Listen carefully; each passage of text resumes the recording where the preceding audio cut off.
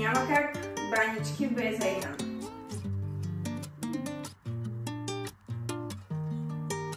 Много обичам. Добре, да видим.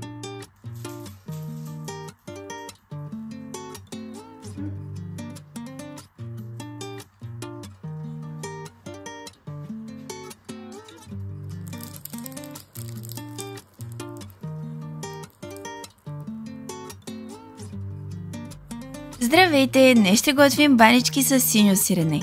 Започваме с разрязването на корите за баница през средата. Тези са финно точени, купувани са от Lidl. Честно казано, страшно много ми харесват.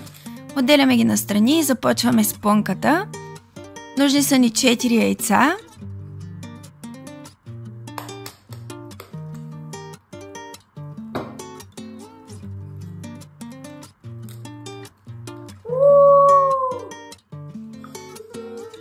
Жълтъците бяха бонус и не бяха никак предвидени.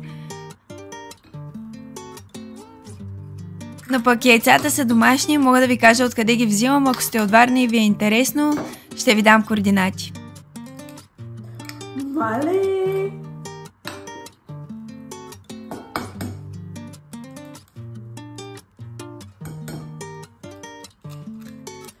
Не! Честно ли? Мисля, че днес ми е ден и трябва да пусна тото. Добре.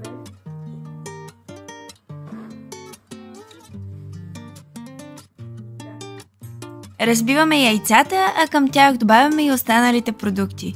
Бяло саламурено краве сирене, както и синьото сирене. Бях отделила 400 грама, общо взето на яйце по 100 грама, но както видяхте имах повече жълтъци и се наложи след това да добавя още сирене. Към края ще видите как трябва да изглежда и самата смес, така че сами да прецените дали е нужно да добавите още малко сирене или не. Не трябва да е съвсем гъста, но не трябва и да е много рядка. А синьото сирене, което взимам, е такова, което няма много силен вкус, а по-мек, тъй като според мен повече си подхожда за баничките.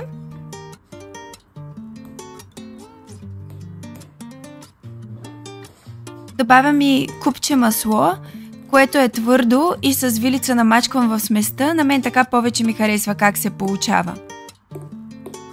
Ето така изглежда готовата смес, както на гъстота, така и на хомогенност. От сместа слагаме по 2 лъжички във всяка баничка, мажем с леко разтопено масло кората и след това навиваме. Навиването е доста лесно, тип поричка.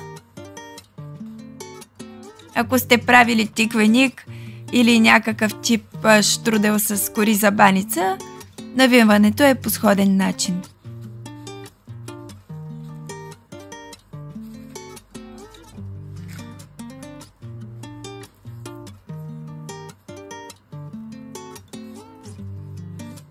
От цялата смес, общо взето ми стига за половината от корите за баница, т.е. трябват ви около 250 грама кори за баница, разрязани през средата.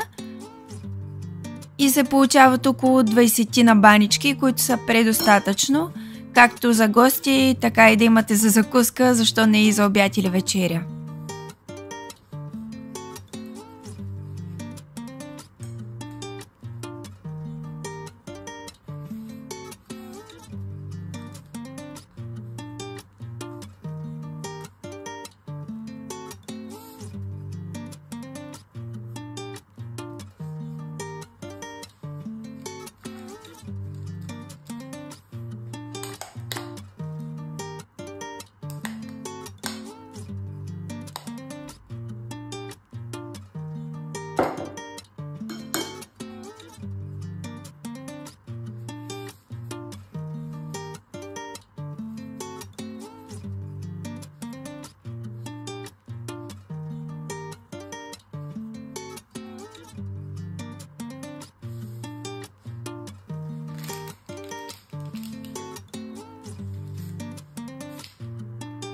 Готовите банички намазваме първо с масло, след това с жълтък, а накрая посипваме с микс от семена.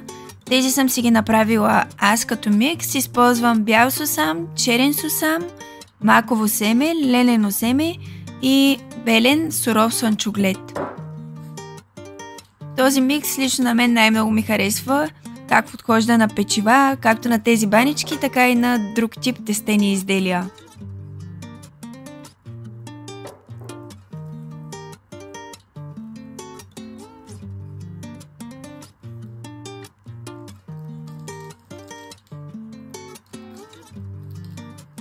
Честно казано, аз ги посипвам обилно, защото така ми харесва повече както на вкус, така и самата консистенция става доста хрупкави.